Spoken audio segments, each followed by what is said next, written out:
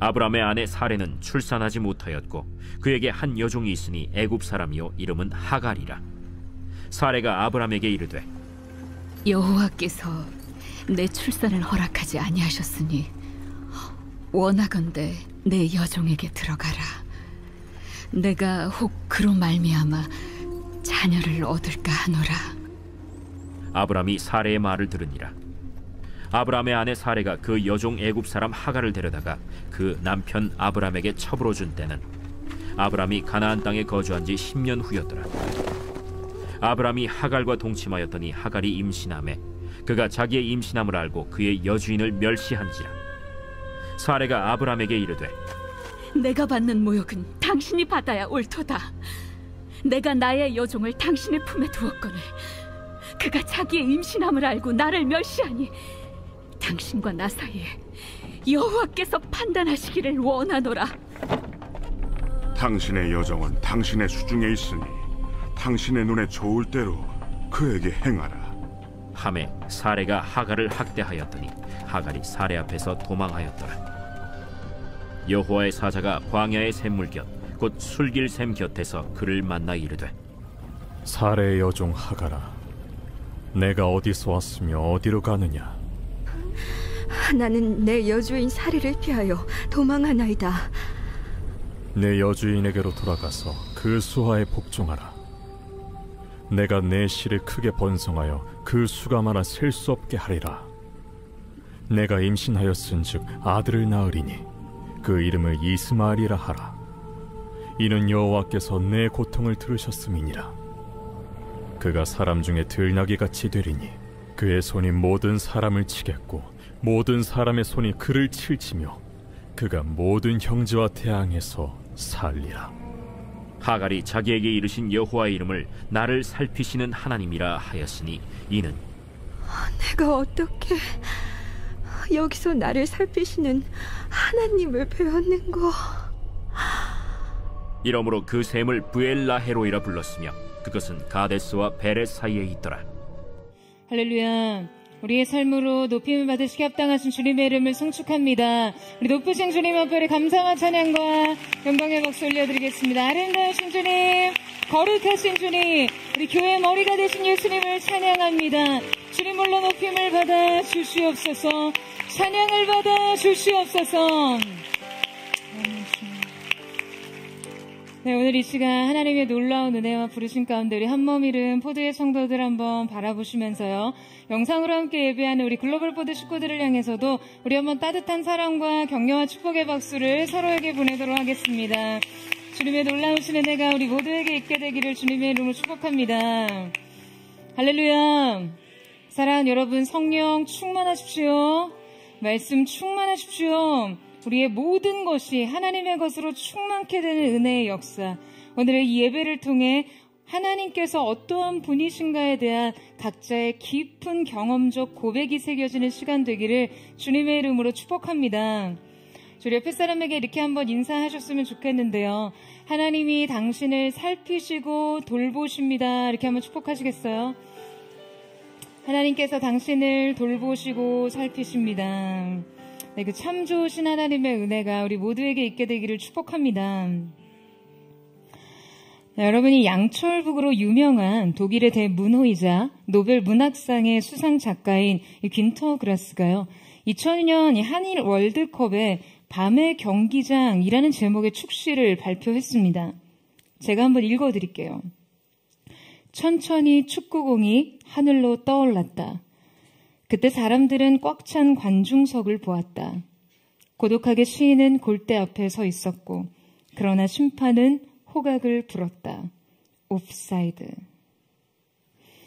여러분이 옵사이드는 최종 수비수보다 이제 공격수가 앞에 서 있는 상황에서 골을 넣었을 때 그 골은 무효가 된다는 축구 경기의 룰입니다. 축구공이 떠올랐습니다. 인생이 시작되었어요. 꽉 찬 관중석, 숨막히는 시선, 압도적인 기대감, 성취를 향한 열망, 순간 힘있게 공을 걷어찼습니다. 그런데 그때 심판의 호각이 울립니다. 옵사이드. 여러분, 그 순간 그 모든 것은요, 아무것도 아닌 것이 됩니다. 우리는 때로 이 골을 넣겠다는 강력한 집념과 열망 속에서 이 게임에는 엄격한 룰이 있다는 것과 그 모든 것을 주관하는 심판의 선언이 있다는 것을 망각합니다. 그러다 심판의 호각 소리에 우리의 모든 노력은 무효가 되고 때로는 그 인생의 그라운드에서 퇴장할 수도 있는 것이죠. 여러분, 똑같이 골을 넣어도 심판이 정한 방식대로 해야 득점할 수 있습니다. 같은 결과라 할지라도 하나님의 뜻은 하나님의 방법대로 이루어져야 합니다. 여러분 아멘이세요? 하나님보다 앞서가면 영적인 옵사이드가 됩니다. 그러면 무효해요. 여러분 우리는 때로 명확하게 정의 내리기 힘들고 정리되지 못하는 인생의 문제들에 직면합니다. 관계의 문제, 진로의 문제, 꿈의 좌절, 재정적 어려움, 질병의 고통 등 인생의 문제는요, 끝이 없습니다. 신앙이 그 답을 명쾌하게 내려주기를 바라고 하나님께서 확실한 응답을 주셨으면 하는 간절한 주제에 대해서 우리는 계속된 좌절을 경험하곤 하죠.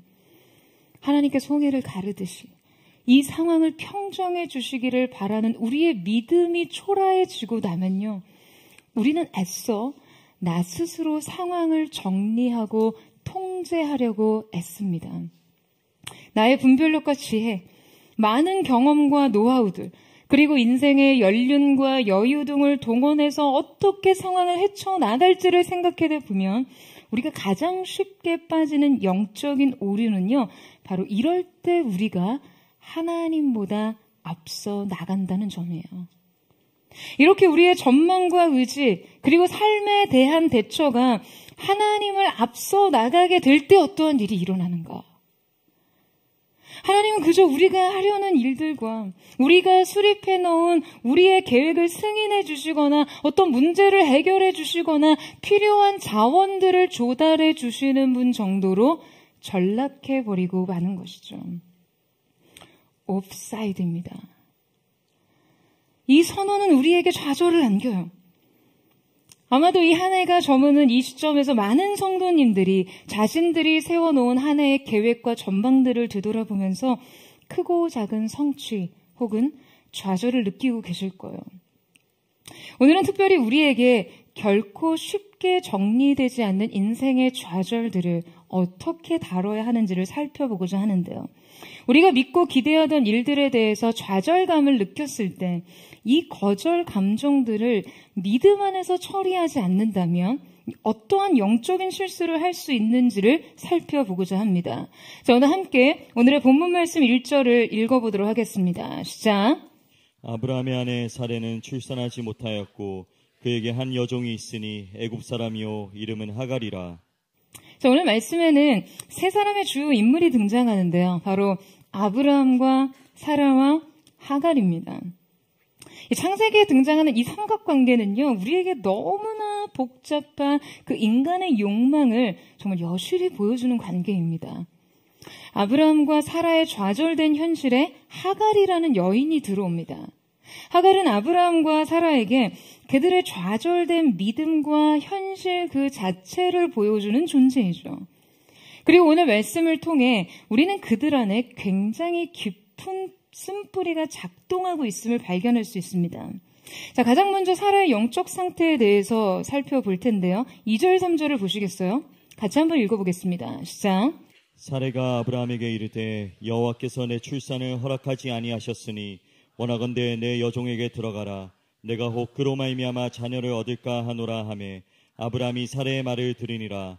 아브라함의 아내 사레가 그 여종 애국 사람 하갈을 데려다가 그 남편 아브라함에게 첩으로 준 때는 아브라함이 가나안 땅에 거주한 지 10년 후였더라. 자, 함께 읽은 본문의 상황은 이 아브라함과 사라가 직면한 약속의 지연에 관한 것입니다. 앞서 창세기 15장 말씀에 보면 하나님께서는 아브라함에게 상속자를 주시겠다는 약속을 하셨죠. 하나님의 이 약속과 선언은요, 아브라함과 사라에게 이 둘의 몸을 통해 후사가 탄생할 것이라는 기대와 소망을 품게 하시고 그렇게 살아가게 했습니다. 그러나 이 약속의 성취는 계속해서 그들의 삶 속에서 지연되었어요. 그러니까 지금 가나안에 정착한 지 10년이 되었다고 이야기를 하니까요. 지금 그들의 기다림 역시 이렇게 지속되었을 것이고요. 아브라함의 인생 여정에서 아들을 주시겠다는 이 약속의 성취가 지연된 만큼 이 과정 속에서 그들의 믿음의 발휘는 바로 이 문제에 대해 가장 집중될 수밖에 없었겠죠. 그들은 계속해서 믿음을 동원하며 기다리고 또 기다렸지만 응답이 없었습니다. 이 응답의 지연은요, 이들 인생의 가장 큰 문제였어요. 그리고 이때 두 사람 중 아무래도 더 많이 흔들렸던 것은 출산을 감당할 사라였겠죠. 여러분, 이 여성의 몸이 출산을 하기 위해서는 신체 조건이 갖춰져 있어야 할 거 아니에요. 그러니까 당연히 사라는 가임 여성의 상태가 유지되어야 하는데 점점 몸이 이렇게 늙어가고 실제 자신의 노화를 몸소 느껴야 할 때마다 여러분, 사라의 마음이 얼마나 조급했겠어요. 그녀가 느꼈던 것은 보이지 않는 믿음에 대한 아주 생생한 현실적 좌절이었기 때문에 그녀는 결국 현실적인 방법과 대책을 마련하게 됩니다. 바로 그녀가 좌절을 느끼는 이 현실에서의 가장 현실적인 대안을 통해서 말이에요. 그렇게 생각해낸 것이 바로 자신의 여종이었던 이 하갈을 통해서 후사를 얻는 방법이었습니다. 자, 그런데 이 과정 속에서 우리가 오늘 특별히 조명하려고 하는 것은요, 바로 사라가 이 현실적인 대안을 강구해서 믿음의 실패에 빠지기까지 그녀를 이끌었던 핵심적인 감정은 무엇이냐 하는 것이죠. 앞서 함께 읽은 말씀을 다시 한번 살펴보면요, 지금 사라가 아브라함에게 이르되 여호와께서 내 출산을 허락하지 아니하셨으니 라고 말하고 있죠. 그러니까 말하자면 사라가 지금 이 약속의 지연에 대해서 여러분 어떻게 진단을 하고 있다는 거예요? 바로 자신의 문제로 진단하고 있었던 거예요. 여러분, 임신이라는 것이 어떻게 가능한 것입니까? 임신은 부부 두 사람의 문제죠. 그런데 두 사람 중에 한 사람이라도 그 기능에 문제가 생기면 불임이 됩니다. 그러니까 오랜 시간 이 임신에 있어서 좌절된 사라가 당신의 의학이 발달하지 않은 시기니까 명확하게 그 의학적인 진단을 할 수 없으니 그 오랜 세월을 여러분 얼마나 많은 상상을 했겠어요. 하나님께서 우리를 언제까지 기다리게 하시나에서 시작된 질문은요, 결국 나한테 무슨 문제가 있나? 라는 것으로 귀결되기 쉬웠을 거예요. 그리고 결국에 이 현실 인식은 사라에게 여호와께서 내 출산을 허락하지 아니하셨느니 라고 정리됩니다. 당신과 나가 아니에요. 서로의 문제가 아니에요. 이것은 내 문제인데 지금 이 문제를 초래한 원인은 하나님께서 허락하지 않으셨다는 것이죠. 말하자면 자신은 하나님께 거절됐다는 거예요. 하나님에 대한 원망과 거절 감정에 이르게 됩니다. 여러분, 지금 사라의 믿음의 실패를 일으킨 가장 결정적인 추동력은요, 사실상 이 거절 감정이었습니다. 하나님께서 나를 허락하지 않으셨다는 거예요. 나를 거절하셨다는 거예요. 그녀는 자신을 하나님으로부터 거절된 존재로 규정해버립니다. 자녀를 갖지 못한 자신의 몸을 통해서 자기의 정체성에 대해 정의 내리고 자신의 가치를 상실하게 된 것이에요. 그러니까 그렇게 거절감에 휘말리고 나니 하나님의 약속이 자신과 굉장히 멀게 느껴집니다. 왜냐하면요, 여러분, 앞서 이 약속은 하나님께서 사라에게 직접 하신 말씀은 아니었거든요. 그러니까 하나님께서 아브라함에게 민족의 창시할 그 조상이 될 거라고 하셨지만 이 약속에 있어서 아주 명확하게 사라를 포함시키시지는 않았습니다. 그러니까 이 약속의 후사가 반드시 사라의 몸을 통해 나올 것이라는 것은 명시하신 적이 없었다는 거예요.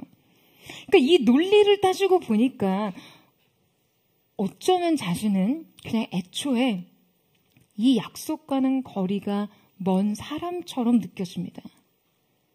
하나님의 약속에서 자신은 소외감을 느낀 것이죠. 그리고 생각합니다.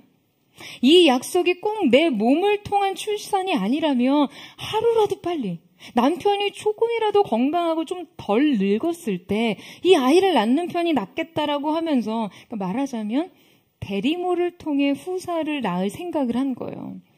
당시 그들이 속한 사회에서는요, 관습적으로 이 아내의 종을 남편에게 후처로 주었을 경우에 그 관계를 통해 낳은 아들을 본처의 아들로 간주할 수 있었거든요.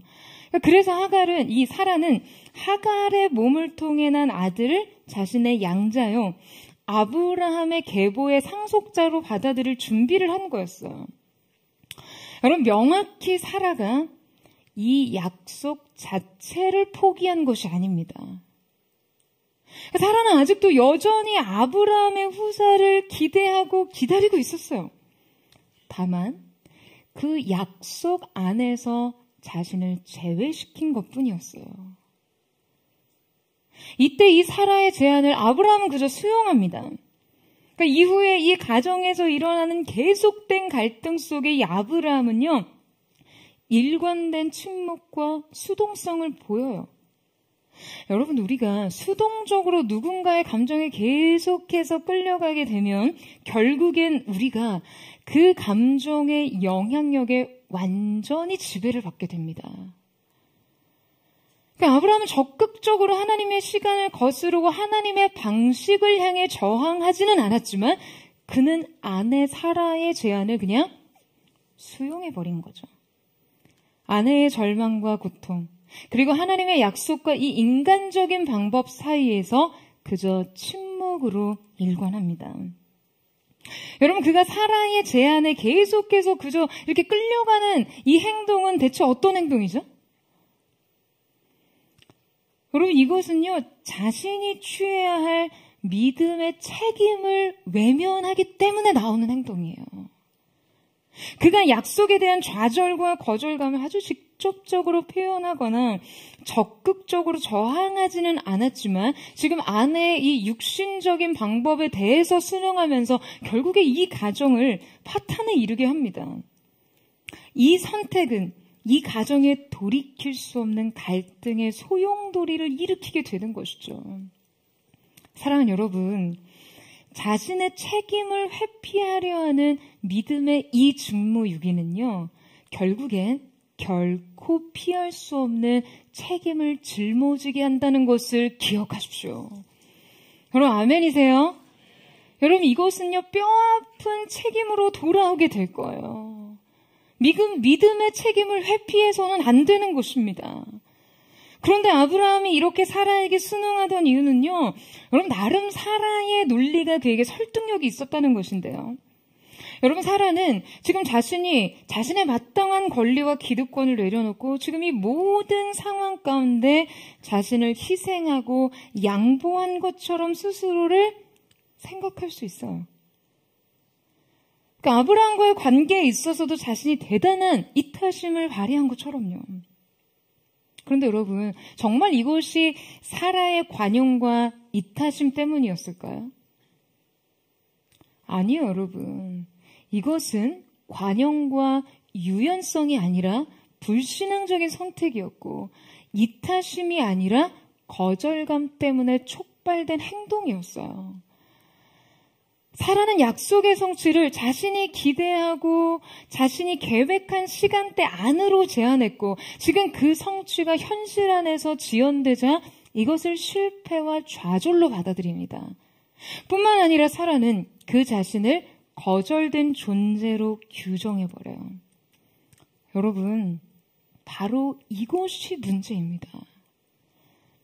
여러분, 종종 우리의 믿음의 온전함을 방해하는 가장 큰 적은요, 우리가 하나님의 사건을 자꾸 우리의 이해의 방식대로 정의 내리고 싶어 한다는 거예요. 그래서 이해할 수 없는 일이 일어날 때 믿음을 사용해서 하나님에 대한 우리의 이해를 확장하려고 하기보다는 그저 나의 이해 수준 안에서 이 일을 정의 내리고 정리하려는 습성이 있습니다. 아직 성취되지 않은 일, 아직 이해되지 않은 일, 아직 해결되지 않는 일들을요, 그냥 스스로 규정합니다. 실패와 좌절 등으로 말이에요. 그리고 이때 우리는 우리의 존재에 대해서도 확인하고 싶어 해요. 그러니까 나 자신에 대한 스스로의 인식도 어떻게든 규정하고 싶어 합니다. 나는 버려진 존재야. 나 거절된 존재야. 나 실패했어.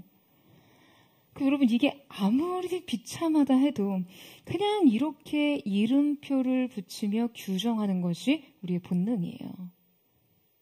여러분, 우리는 누구도 우리를 쉽게 규정하지 못하도록 해야 합니다. 여러분, 아멘이세요? 심지어 나 자신이 나 스스로를 규정하는 것조차요.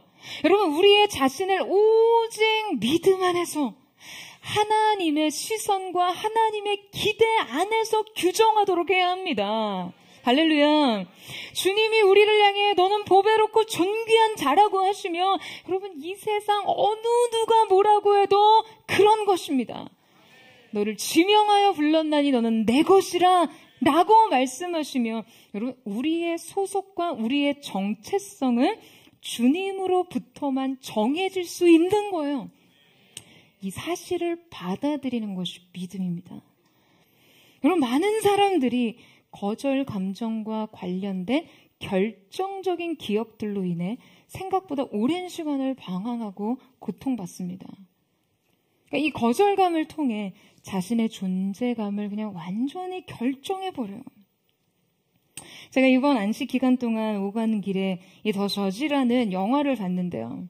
그러니까 이 영화에서는 오랜 시간 매우 골깊은 갈등을 겪고 있었던 부자 관계가 등장합니다. 그 갈등의 중심엔 이 아버지에 대한 굉장히 지독한 거절 감정이 있었어요. 판사인 아버지가 어린 시절 방황하던 자신이 실수로 저지른 이 사고를요, 매우 강경하게 처벌하면서 이 아버지에 대한 엄청난 분노와 상처를 갖게 되었어요. 그는 평생 이 아버지에 대한 그 거절 감정에서 헤어나오지를 못합니다. 가족들과 아예 인연을 끊고 살았고요. 자신도 건강한 가정을 꾸리지 못해요. 결국에는 저명한 법조인이 되어 수단과 방법을 가리지 않고 성공을 위해 살지만 그의 내면은 너무나 황폐되어 있었고 고립되어 있었습니다. 이 영화의 줄거리는요, 아버지로부터 거절된 아들의 감정을 추적하며 이 내면의 뿌리 깊은 갈등과 방황을 해결하는 데에 초점이 맞춰져 있었어요. 또 어느 날 주인공은 갑자기 들이닥친 예상치 못한 사건을 통해서 이 아버지가 굉장히 큰 위기를 경험하는 과정이 들어가게 됩니다. 그러니까 이 과정을 통해서 자신을 처벌한 아버지의 그 본심을 알게 되는데요. 아버지의 이 처벌이 자신을 향한 어떤 사랑 때문이었는지를 깨닫고 그는 아버지와 화해할 뿐만 아니라 자신과도 화해를 하고요. 또 인생 그 자체와도 화해를 하더라고요. 여러분, 제가 이 영화를 보면서 저는 한 사람이 어느 누군가에게 거절된 아픔을 느낄 때 이것이 한 인생을 얼마나 강력하게 지배할 수 있는가를 느꼈습니다. 그러니까 이 거절감이 인생에 어떠한 동력을 만들고 어떠한 동기를 형성하는지 말이에요. 여러분, 우리의 인생 역시 이 거절감을 잘 다룰 수 있어야 합니다.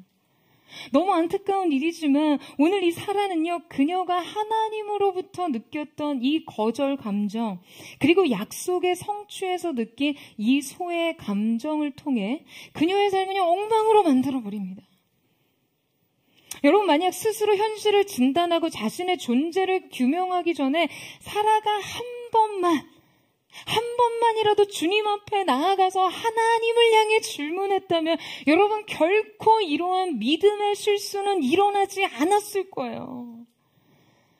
자신이 자신의 현실과 자기 존재에 대한 답을 내리기 이전에 하나님을 향해 먼저 물어봤다면, 그분께 여쭙다면 저는 주님이 분명 답을 해주셨을 거라고 생각합니다.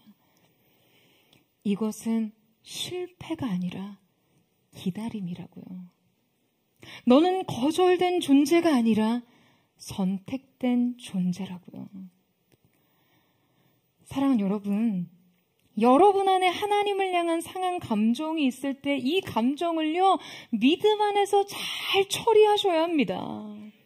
이 감정을 통해 자꾸 상황을 바라보고 이 감정으로 상황을 해석하고 자신을 규정하고 급기야 행동하다 보면 돌이킬 수 없는 실수를 하거나 되돌리기 힘든 믿음의 이탈을 하고 말아요.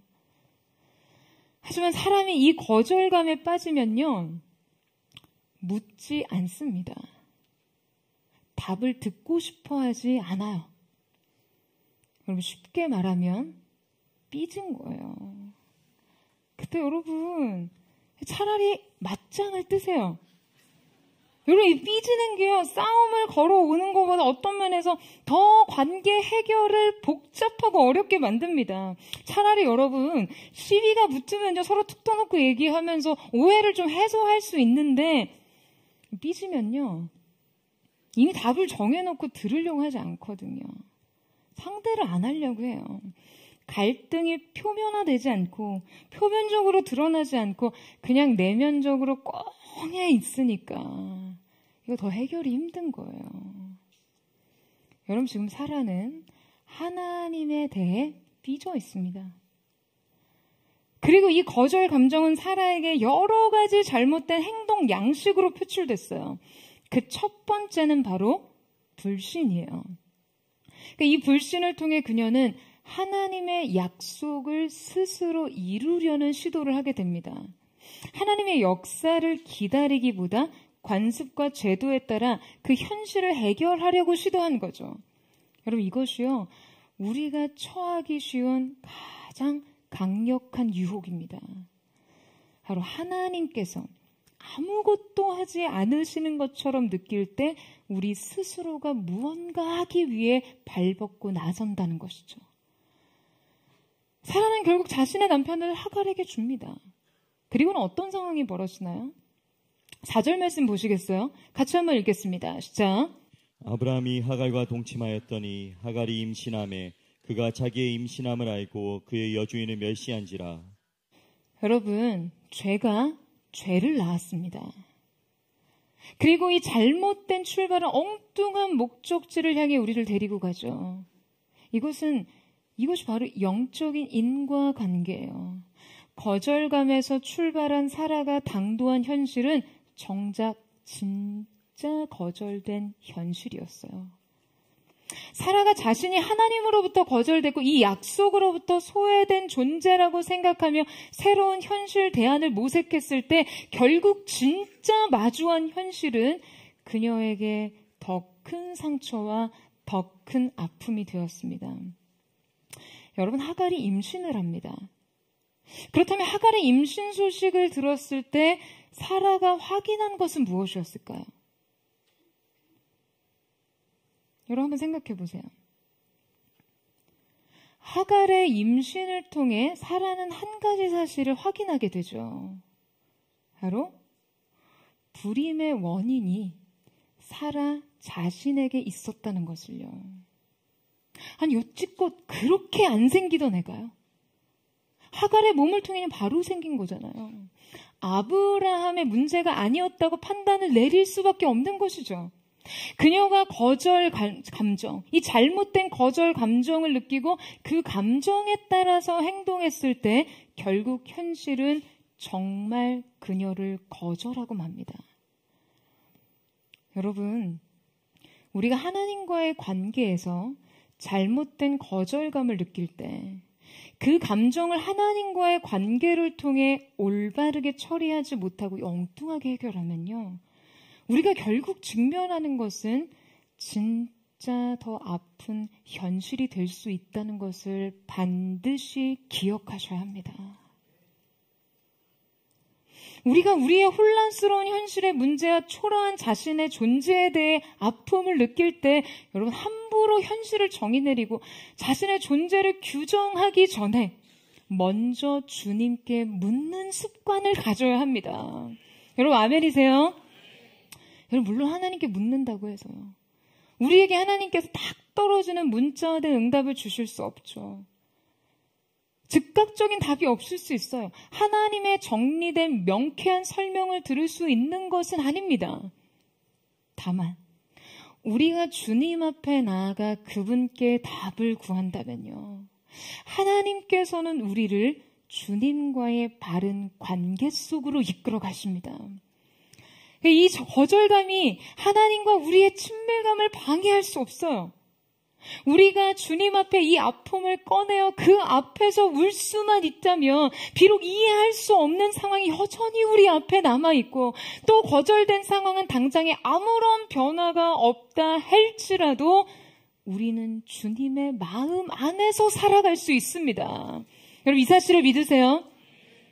우리의 아픔과 우리의 인생 상실과 고통을 어루만지시는 그 사랑의 주님의 손길을 통해 우리는 아버지의 마음을 가슴과 가슴으로 직접 느낄 수 있는 것이죠.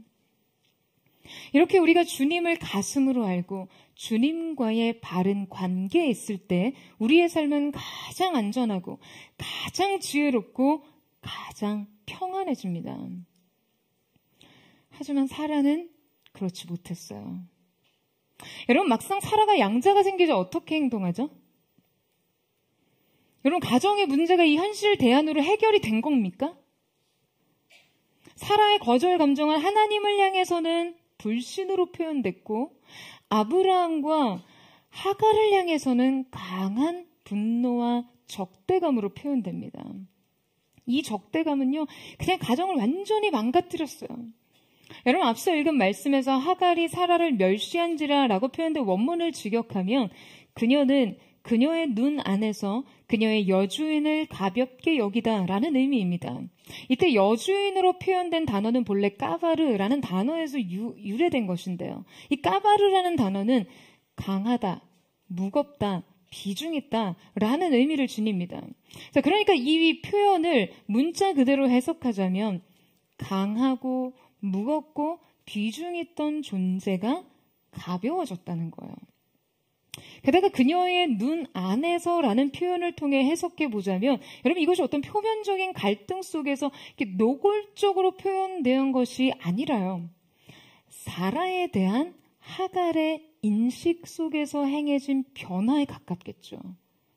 즉, 원문의 의미를 깊이 있게 살펴봤을 때 사라를 향한 하갈의 멸시란 어떤 표면화된 갈등과 반항이었다라기보다는 심리적인 부분일 확률이 높습니다. 그런데 이것은 사라에게 엄청난 적대감을 갖게 했어요. 하갈의 반응이 그저 심리적인 오만과 멸시에 해당했다면, 하갈에 대한 사라의 학대는요, 너무나 매우 노골적이고 구체적인 가해 행위였어요. 하갈에 대한 사라의 적대감이 어느 정도였는지 여러분, 성경의 표현을 한번 살펴볼까요? 자, 6절 말씀 한번 보시겠어요? 같이 한번 읽겠습니다. 시작. 아브라함이 사라에게 이르되 당신의 여종은 당신의 수중에 있으니 당신의 눈에 좋을 대로 그에게 행하라 하매, 사라가 하갈을 학대하였더니 하갈이 사라 앞에서 도망하였더라.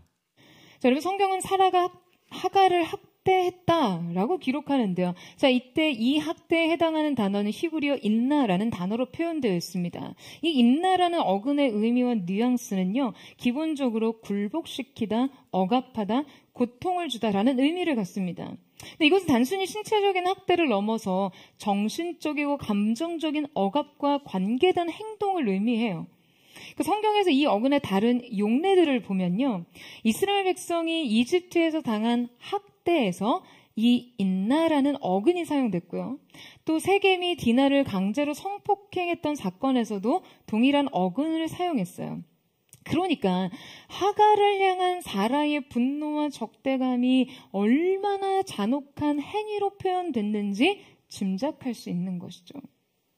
게다가 사라의 이 거절 감정은 불신과 적대감으로 표현됐을 뿐만 아니라 세 번째, 과도한 두려움으로 발전합니다. 우리 창세기 21장 9절에서 10절 말씀을 같이 한번 읽겠습니다. 시작. 사라가 본즉 아브라함의 아들 애굽 여인 하갈의 아들이 이삭을 놀리는지라. 그가 아브라함에게 이르되 이 여종과 그 아들을 내쫓으라. 이 종의 아들은 내 아들 이삭과 함께 기업을 얻지 못하리라 하므로. 여러분, 사라는 자신의 아들 이삭이 하갈의 아들 이스마엘에 의해서 조롱을 받는 것을 보면 막 분노하면서 그들을 쫓아내게 되는데요. 이때 놀리는지라라는 말은 차하크라는 히브리어를 통해 쓰여졌습니다. 그런데 이 차하크는요, 웃다라는 의미도 가진 단어예요. 심지어 이삭의 이름도 여기서 나왔고요. 천사가 사라에게 아들을 주겠다고 할 때 사라가 웃었다는 말에도 쓰였습니다. 그래서 몇몇 성경 번역본에는요, 이 단어를 놀리다, 희롱하다라고 표현하지 않고 그냥 놀다라고 쓰기도 했어요. 물론 갈라디아서에서 바울의 언급을 토대로 해석했을 때 이스마엘이 이삭을 조롱했다는 것에 더 비중이 있지만 이때 사라가 목격한 이 현장이 그렇게 폭력적이거나 가혹한 행위가 아니었을 거라는 거예요. 이스마엘이 이삭에게 큰 모욕과 모멸감을 주는 것을 보고 사라가 눈이 뒤집힌 게 아니라는 거죠. 성경의 기록을 토대로 우리는 사라가 지금 굉장히 과도한 감정에 빠져 있음을 느낄 수 있습니다. 아마 이때 이스마엘과 이삭이 함께 어울려 놀면서 이스마엘이 이삭을 좀 조심성 없이 대하는 모습에서 이삭의 미래가 이스마엘에 의해서 위협받을 수 있다는 두려움을 느꼈겠죠. 그리고 이 두려움은 결국 이스마엘을 상속권에서 완전히 배제하지 않고서야 견딜 수 없는 상태가 된 거예요. 이 두려움은 끝내 사라로 하여금 마치 이 모자를 처벌하듯이 광야로 내쫓는 상황까지 만듭니다. 그런데 여러분, 훗날 사라가 하갈을 광야로 내쫓는 장면을 보면은요, 가관이 아닙니다. 여러분, 이때 성경을 보면 아브라함과 사라가 하갈에게 떡과 물 한 가죽 부대를 줬다라고 기록하고 있어요. 근데 여러분, 이때 하갈과 이스마엘에게 들려준 떡과 물은요, 두 사람이 고작 하루 정도 연명할 식량 정도였어요. 여러분, 당시 아브라함이 얼마나 부자였나요? 부자였습니다. 여러분, 이 가정이 이들에게 줄 식량이 고작 이것뿐이었겠습니까? 게다가 여러분, 하갈과 이스마엘은 집을 나간 후에 브엘세바의 광야에서 방황을 하는데요. 아니, 이 두 사람을 광야로 내보낼 생각이었으면 적어도 말이 아니고 낙이 한두 마리 정도는 줘서 태워보내야 하는 거 아닙니까? 마음을 곱게 했으면 복이 있어요, 여러분. 여러분은 그렇지 않으시겠어요? 아니, 저 같으면 그럴 것 같아요. 아니, 그것이 내 혈육인 아비로서 또 양모로서 최소한의 자비, 최소한의 책임 아닌가요? 광야의 이 먼 길을 가는 동안 오로지 하루치 물과 식량만을 들려보낸다는 것은 이거 무슨 말인가요? 그냥 나가 죽으라는 말이죠. 이 조치는 두 사람에게는 사형 선고와 유사한 조치였습니다. 만약 이 둘을 하나님께서 살리지 않았고 그래서 광야에서 죽었다면 여러분, 이 죽음은요, 명백한 아브라함과 사라의 과실치사입니다. 여러분, 이토록 하갈과 이스마엘에 대한 사라의 감정은 무자비했고 잔혹했어요. 대체 이 여인 왜 이러는 걸까요? 여러분, 우리의 인생에서 계획되고 실행되는 수많은 일들과 우리가 마주하고 얽혀있는 수많은 관계 속에 숨겨진 동기가요, 이 해결되지 않은 거절 감정이 될 때요, 우리의 인생은 이토록 파괴적이게 됩니다. 그 어떠한 선한 것도 나올 수 없고요, 그 어떤 완전한 것도 나올 수 없습니다. 여러분, 사라는 하나님으로부터 너무나 왜곡된 감정에 빠져서 자신의 인생 스스로를 망가뜨립니다. 하지만 우리는 결국 사라의 몸을 통해 약속을 성취하시는 하나님을 만납니다. 사라는 하나님이 자신을 거절하셨다라고 여겼지만 이것은 거절이 아니었어요. 하나님의 계획은 정확히 사라를 향해 있었습니다. 거절이 아니라 선택이었어요. 주님은 이 부르심과 계획에 어떠한 후회도 없으셨습니다. 다만 이 약속의 지연을 통해 진정한 믿음의 존재로 거듭나게 하는 훈련을 하고 계신 것이죠. 바로 이 기다림 속에 인내하지 못하고 조급함 속에 인생의 최선이 아닌 착을 선택하는 우리의 조급함을 경계하십니다. 사랑하는 여러분, 저는 오늘 우리에게 이 하나님의 거절이 아닌 하나님의 선택을 발견하기까지 하나님의 방법대로 하나님의 뜻과 연합할 수 있는 믿음이 있기를 주님의 이름으로 축원합니다. 최선의 믿음을 포기하지 마세요, 여러분. 하나님의 때를 기다리세요. 하나님의 뜻은 하나님의 방법대로 하나님의 때에 이루어져야 합니다. 함께 살펴볼 두 번째 인물은 바로 하갈입니다. 여러분, 사라가 자신의 삐뚤어진 감정에 의해서 자신 스스로를 거절된 존재로 규정했다면 하갈은요, 그냥 애초에 거절된 존재였어요. 시작부터 끝까지 그냥 인생 자체가 거절된 존재 말이에요. 성경은 그녀가 이스라엘이 아닌 애굽 출신의 종이었다라고 기록하고 있습니다. 출신부터 이방인이었죠. 하갈은 어린 시절부터 낯선 이방 땅에서 종으로 팔려와 살던 그냥 애초로운 아이였어요. 뿐만 아니라 그녀는 약속의 외인이었습니다. 그녀는 하나님의 축복과 약속으로부터 거리가 있던 존재였어요. 게다가 하갈은 철저하게 도구화된 존재였죠. 아브라함과 사라의 필요에 의해서 그냥 이 두 사람 사이에 끼어 들어갔다가 이 필요가 무가치해지자 광야에 비참하게 내쳐집니다. 버림받았어요. 그런데 바로 이렇게 거절되고 버려지고 부정되어야 마땅한 존재에게 주님께서 찾아가십니다. 여러분, 하갈은 두 번이나 거듭 광야에 내몰리는데요. 그런데 이때마다 하나님께서는 하갈을 찾아가세요.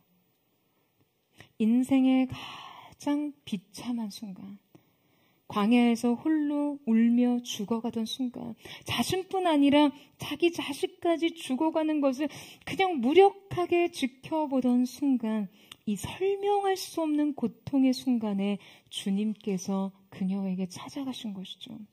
우리 함께 16장 8절에서 9절 말씀을 같이 읽겠습니다. 시작. 이르되 사레의 여종 하갈아, 내가 어디서 왔으며 어디로 가느냐? 그가 이르되 나는 내 여주인 사레를 피하여 도망하나이다. 여호와의 사자가 그에게 이르되 내 여주인에게로 돌아가서 그 수하에 복종하라. 자, 지금 읽은 말씀은 하갈이 사라의 학대를 견디지 못하고 광야로 도망을 했을 때 일이었는데요. 하나님의 사자가 하갈에게 말씀하십니다. 내가 어디에서 왔으며 어디로 가느냐라고 질문하세요. 자, 여러분, 이 질문은 지금 하갈에게 어떠한 의미였을까요? 하나님께서는 하갈에게 두 가지를 묻고 계시죠. 내가 어디에서 왔으며, 이것은 단지 하갈의 어떤 물리적인 위치를 묻고 계신 것이 아니에요. 너의 과거, 너의 정체성, 너의 근본이 어디로부터 비롯됐느냐라는 거예요. 사라의 소유와 소속으로 살아왔지만 동시에 사라를 피해 광야로 왔던 그녀가 과연 자신을 자신 되게 하던 것이 무엇이었을지를 성찰하게 하는 질문이었죠. 그리고 또 물으십니다. 내가 어디로 가느냐?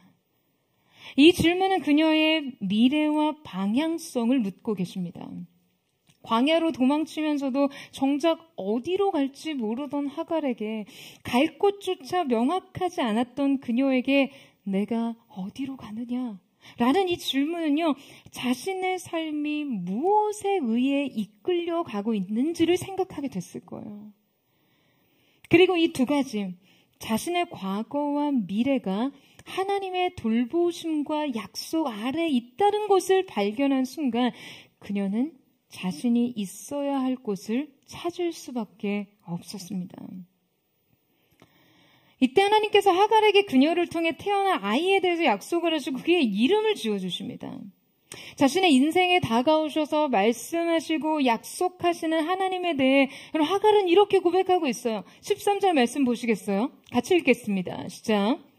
하갈이 자기에게 이르신 여호와의 이름을 나를 살피시는 하나님이라 하였으니 이는 내가 어떻게 여기서 나를 살피시는 하나님을 배웠는고 함이라. 여러분, 우리는 참 놀라운 고백과 관계를 마주합니다. 여러분, 혹시 인류 최초로요, 하나님께서 직접 이름을 지어주신 사람이 누구이신지 아십니까? 자, 이 맥락상 누구일까요? 하나님이 인류 최초로 직접 그 이름을 지어주신 사람, 바로 이스마엘이에요. 그의 이름의 뜻은 하나님께서 들으신다라는 의미예요. 애초에 탄생 전부터 그 이름을 지정하여 정해주신 것은요, 여러분, 이스마엘이 처음이었습니다. 여러분, 우리는 이스마엘을 그냥 태어나지 말았어야 할 존재로 여기죠.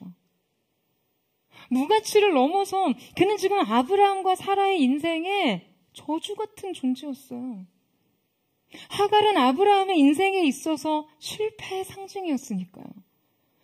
약속과 축복의 완전한 반대급부, 그냥 죄와 육신의 결정체였어요.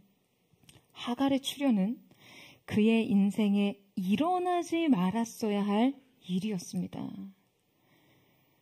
하나님의 성취를 기다리지 못한 인간의 조급함, 하나님의 방법과 시간을 불신해서 모색한 육신적인 방법, 그렇게 탄생한 육신의 자녀. 선한 것 하나도 없고 그냥 존재 그 자체로 수치와 불명예인 이 존재의 이름을요, 여러분, 하나님이 지어주셨어요. 그 이름의 의미란 내가 듣고 있다 라는 거예요. 여러분, 그렇다면 과연 하나님께서 무엇을 들으셨을까요? 여호와의 사자가 이르되 여호와께서 내 고통을 들으셨다 하니라. 아무도 듣지 않고, 아무도 들으려 하지 않고, 아무도 관심을 갖지 않았던 그녀의 통곡 소리를 주님께서 들으셨어요. 그녀의 신음을 들으셨습니다. 그녀의 탄식을 들으셨어요. 사랑하는 여러분, 우리는 이스마엘의 이름을 지어주시는 하나님을 통해 우리의 실패를 대하시는 하나님을 깨닫습니다. 하나님은 우리가 인생에서 완전히 구겨버리고 싶고 그냥 쓰레기통에 있다면 그냥 쳐놓고 싶은 일어나지 말았어야 할 그 최악의 실패들에 대해서도요, 먼저 찾아가 귀를 기울이시는 분이십니다. 여러분, 그것이 하나님의 사랑이에요. 게다가 하갈의 고백을 통해서 알 수 있는 또 한 가지 놀라운 사실이 있습니다. 성경에서 하나님은 어떠한 분이다 라는 이 하나님의 이름과 하나님의 성품에 대한 정의를 내린 최초의 사람이 여러분 누구인지 아세요? 맥락상. 힌트가 다 있죠. 바로 하갈입니다. 하나님과 가장 관련이 없어 보이는 한 사람. 하나님의 성품과 하나님의 거룩한 이름과 가장 멀어 보이는 한 사람. 하나님의 약속과 예정된 은혜와 축복으로부터 가장 멀어 보이는 한 사람에게서 그 최초의 고백이 터져 나옵니다. 하갈은 하나님에 대해 엘로이, 나를 살피시는 하나님이라고 고백해요. 그리고 그곳의 이름을 부엘라 헤로이, 살아계셔서 나를 살피시는 분의 샘, 우물이라고 부릅니다. 여러분, 이 고백은요, 바로 하갈에게 있어서 하나님의 존재를 말하는 것이죠. 자신의 인격 속에서 경험된 하나님에 대한 경험적인 고백이에요. 인생에서 완전히 버려진 순간, 거절된 순간, 어디로부터 와서 어디로 가야 할지 알지 못하는 한 존재를 찾아오신 하나님. 그 지독한 고독과 절망에 처한 이 소외된 여인에게 여러분, 하나님은 어떠한 존재셨다고요? 나를 살피시는 하나님이라는 거예요. 누구도 주목하지 않고 누구도 존중하지 않는 사람, 그냥 그 가치가 애초부터 상실되어 있고 그 존재가 애초부터 거절된 존재였던 하갈을 살피시는 하나님 말이에요. 사랑하는 여러분, 이 하나님이 바로 오늘 우리의 하나님이십니다. 여러분 아멘이세요? 버려진 광야, 거절된 광야의 눈물과 신음 곁으로 찾아오셔서 우리를 돌보시는 분이 계세요. 최선의 삶은 이미 깨어지고 실패해서 차악의 선택으로 근근히 살아가는 자리에도 하나님의 은혜와 긍휼의 계획은 여러분을 추격하십니다. 그 광야 끝까지 말이죠. 여러분, 우리는 오늘 두 인물을 통해 인생에서 약속과 가장 멀고 축복과 성취에서 가장 소외된 존재를 잊지 않고 찾아가시는 주님의 사랑에 대해 살펴보았습니다. 사라와 하갈의 인생의 이야기는 우리의 실패와 상처, 갈등의 문제 가운데 하나님께서는 과연 어떻게 역사하시는가를 깨닫게 합니다. 뿐만 아니라 우리가 생산적이고 정력적이고 효율적으로 일할 수 없고 그저 쓸모없고 가치 없고 무력한 시간을 지나는 순간조차 우리의 존재를 살피시고 돌보시고 그 고통과 신음을 들으시는 하나님을 경험하게 하시면서 우리에게 가르치고 계신 거예요. 내 인생에 거절은 없다. 너의 인생엔 나의 최선만이 있다. 사랑하는 여러분, 이 하나님을 만나세요. 망가지고 실패하고 버려진 인생에게 찾아오셔서 살피시고 돌보시는 이 하나님의 사랑을 만나십시오.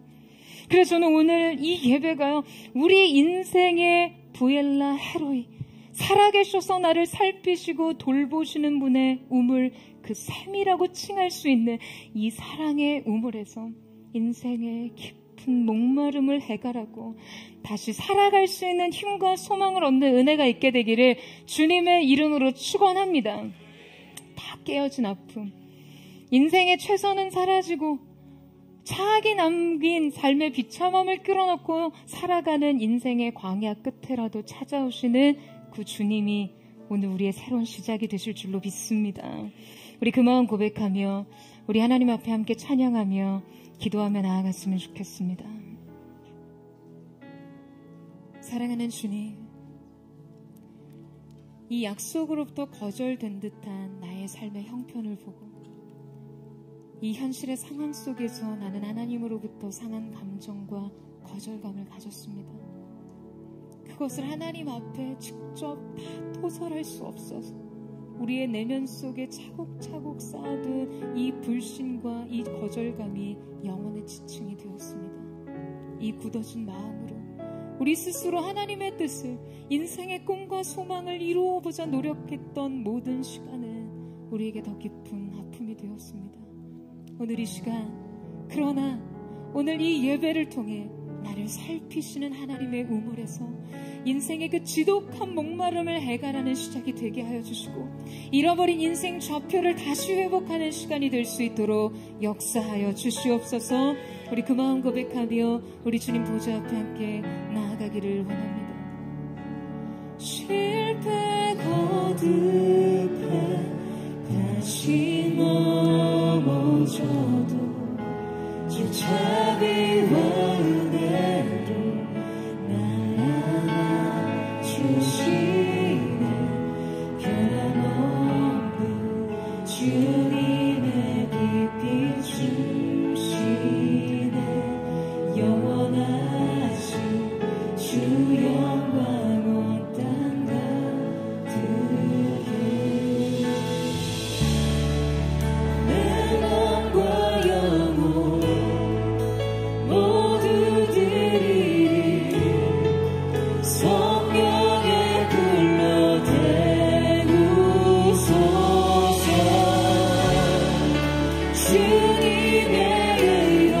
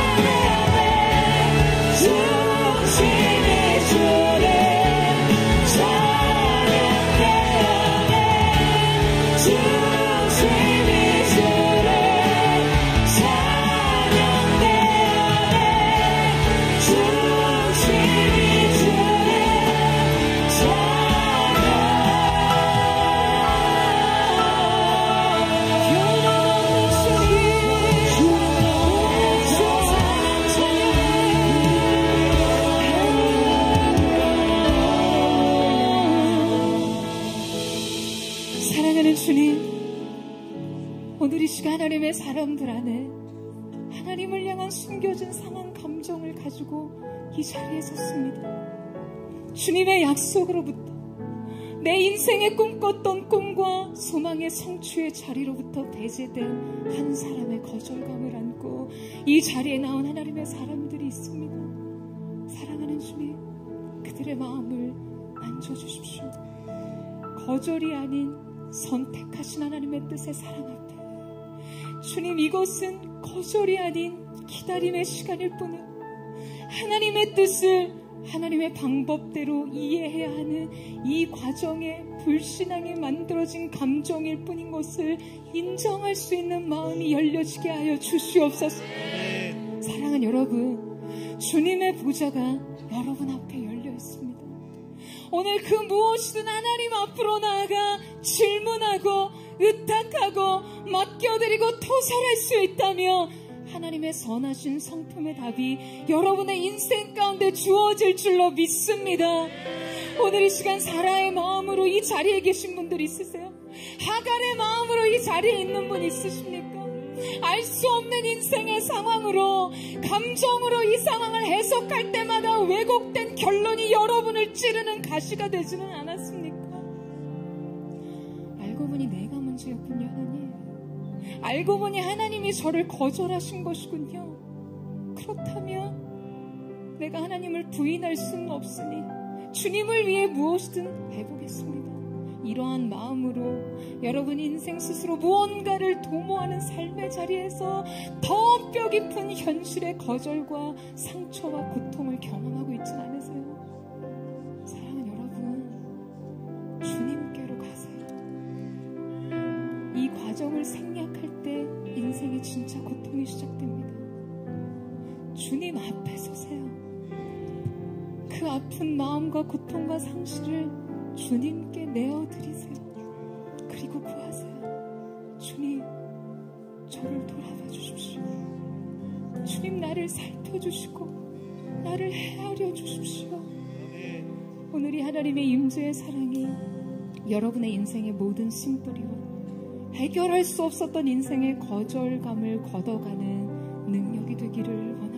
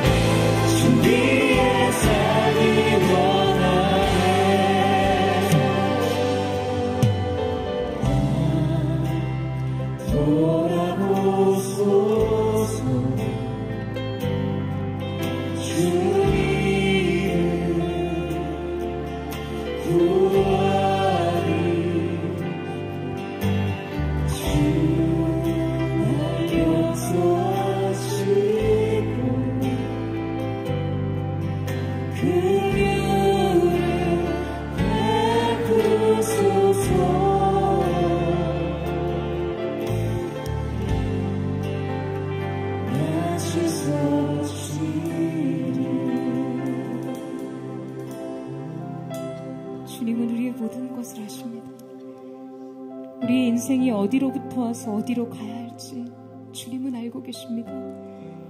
버림의 광야, 눈물의 광야, 실패와 좌절의 이 광야에서 주님, 이 광야가 부엘라 헤로이, 나를 살피시는 살아계신 분의 셈이 새로워질 수 있는 은혜가 있게 하여 주시옵소서. 이 거친 광야가 주님 인생의 목마름을 해결하는 산터가 되는 그 놀라운 은혜의 자리로 우리를 인도하여 주시옵소서. 사랑하는 여러분, 오늘 이 시간 여러분의 인생 속에 주님, 나를 돌보시는 하나님의 사랑의 추격이 여기 있었습니다. 내 인생의 방황 끝에 내가 만난 것은 하나님의 사랑, 하나님의 긍휼의 추격이었음을 바라봅니다. 주님, 오늘 이 자리가 주님 거친 메마른 광야, 방황의 광야가 아닌 부엘라 헤로이, 나를 살피시는 살아계신 분의 새, 거룩한 새 우물이 되게 하여 주시옵소서. 주님, 나를 아신다고 말씀하시니 나를 책임져 주시옵소서. 내 이름을 아시는 하나님, 우리의 인생 실패 모두도 괴로워하는 주는 하나님의 사랑에 대해 우리의 전생애를 닦아내 새로운 믿음이 시작되게 하여 주시옵소서. 우리 주여 새로운 부르짖고 우리 아침에 동성으로 기도합니다. 주여, 주여, 주여. 우리가 새벽에 계시니 바라보고 할지라도 하늘의 사랑에서 주님의 사랑 오늘 위험같이 이제 독자의 고기를 오늘도 가게 하시옵소서. 인사의 영광으로 대화하지만 주님 나를 붙드시고 부르짖듯 들으시죠. 나를 잡아주시네.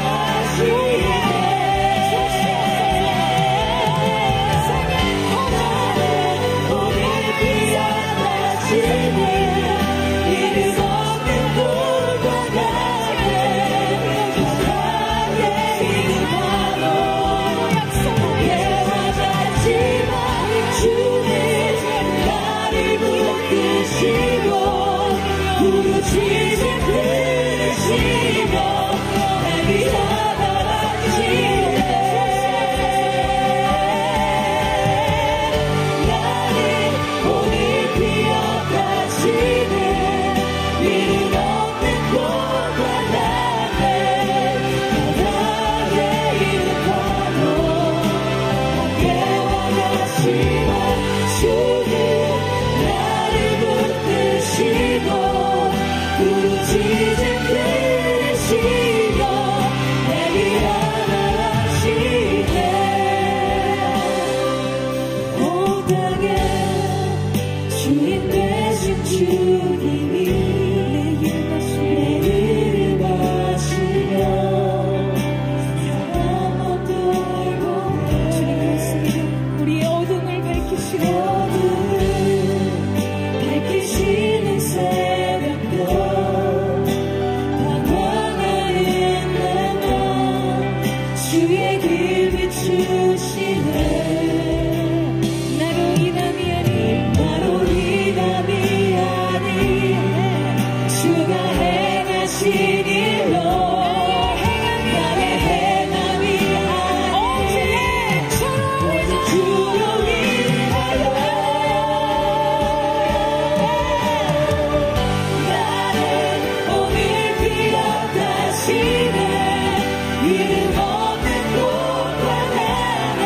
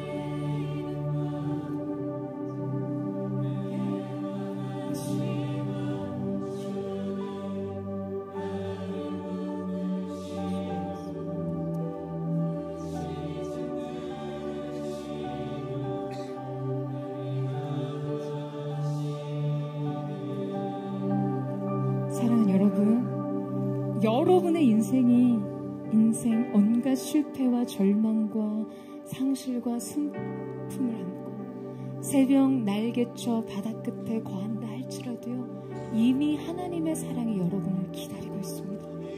이 버림의 광야, 이 내쳐진 인생 슬픔의 광야 끝에 하갈을 기다리고 계셨던 하나님의 이 사랑과 같이, 사랑하는 여러분, 하나님께서는 우리의 인생 성취와 영광과 소망과 평안과도 함께 하시지만 우리 인생 가장 깊은 실패와 슬픔까지도 수용하시고 포함시키시는 분이세요. 하나님의 사랑 안에 담겨지지 못할 것은 아무것도 없음을 믿습니다. 여러분, 이 사실을 믿으세요? 여러분, 하나님보다 앞서지 마세요. 동일한 인생 결과라 할지라도 여러분, 하나님의 뜻은 하나님의 방법대로 하나님의 시간에 이루어져야 함을 언제나 인생의 마음속에 새기기를 축복합니다. 여러분, 하갈은요, 부엘라 헤로이, 나를 살피시는 살아계신 분의 우물, 그 샘에서 하나님의 새로운 약속을 받았어요. 여러분, 하갈이 기대한 그 다음은 무엇일까요? 그렇게 인생의 소망이 있음을 약속하시고 그 아들의 이름을 지어주셨어요. 아들은 그의 미래였어요. 그 미래를 보장하신 하나님께서 이 광야 다음은 새로운 영광에 거쳐 소망에 거쳐 평안에 거쳐일 거라고 기대하지 않았겠습니까? 그러나 하나님께서는 학대받았던 사라에게로 돌아가라 하세요. 가혹합니까? 아니요, 여러분. 지금 하갈에게 유일한 생명과 안전을 제공해 줄 수 있는 곳이 그곳이기 때문에 그곳으로 돌아가라 하시는 거예요. 하나님의 때가 되어 다시금 하나님께서 사라의 다음 걸음을 약속하시며 이스마엘을 통해서도 그 민족을 이루시겠다는 약속을 주시기까지 하라는 이 말씀에 순종함으로 하나님의 약속이 가장 인생의 안전한 전능자의 그늘임을 믿고 믿음으로 하라의 속으로 돌아가야 했습니다. 아멘. 여러분, 오늘 부엘라 헤로이, 이 샘에서 인생의 해갈을 경험한 여러분의 영혼이요, 다시금 돌아가야 될 인생 초선은 아무것도 달라지지 않는 사라의 소유, 사라의 소속으로 돌아가는 것일지 몰라요. 그러나 여러분, 인내하시기를 축복합니다. 기다림으로 하나님의 뜻을 완성하세요.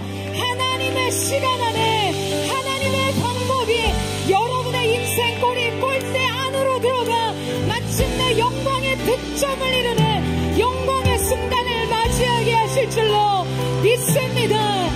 주님, 오늘 하나님의 새로운 부름과 약속에 이르기까지 부르심의 자리를 지키고 그 가운데 주님을 바라보는 새 믿음을 드리기를 원합니다. 이 믿음으로 역사하여 주시옵소서.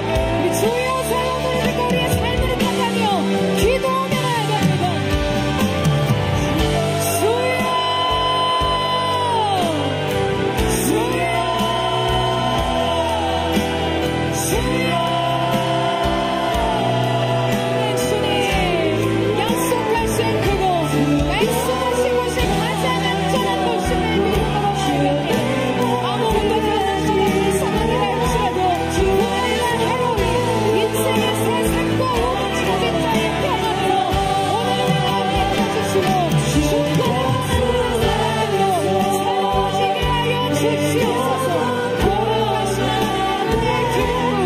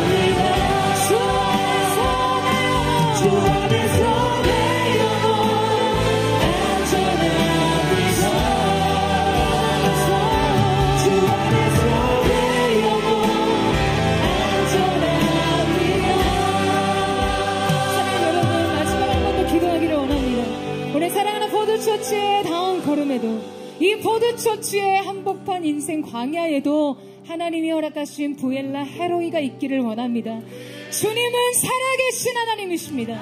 그 하나님이 우리를 살피시고 돌보십니다. 그 하나님이 우리의 샘이 되어 주셨습니다. 그 하나님의 영광의 다음이 예비되었음에 믿습니다. 그 무엇이든 하나님이 주신 것이 가장 완전한 것임을 믿으며 주님 앞에 바른 믿음과 바른 기도로 나아가기를 원하오니 포드처치 이 광야의 행진 속에 거룩하신 주님이 등불되어 주시고 주님의 영광의 초소가 예비되게 하여 주시옵소서. 우리 포드처치를 축복하며 주여 한번 부르짖고 마지막으로 기도합니다. 주여 주님 감사합니다. 주님이 교회의 머리가 되시며 주인이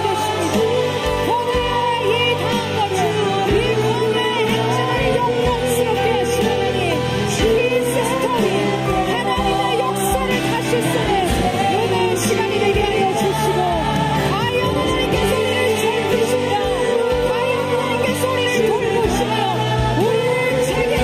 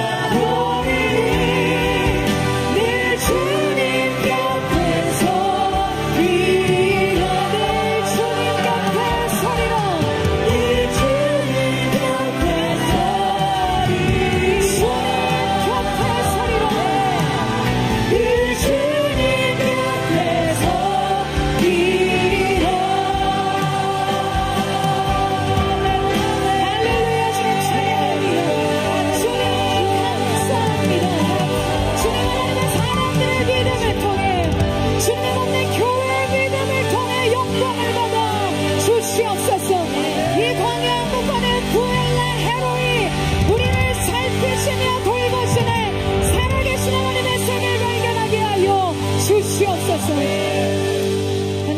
하나님을 우리의 인생의 편, 내 편으로 만드는 신앙이 아닌 언제나 우리가 하나님 뜻에, 하나님 편에 서는 신앙으로 온전한 하나님의 가장 영광스러운 뜻이 성취되는 거룩한 하나님의 축복의 통로 되게 하여 주시옵소서. 주님이 주시는 평강이 있을지어다. 인생의 모든 상한 감정과 쓴뿌리 존귀하신 주 예수 그리스도의 이름으로 명하노니 끊어질지어다. 떠나갈지어다. 더 이상 하나님의 사람들을 괴롭힐 수 없음을 예수님의 이름으로 선포하노라. 주님 영광을 받아 주시옵소서. 세일을 하신 주님을 찬양하며 감사드리니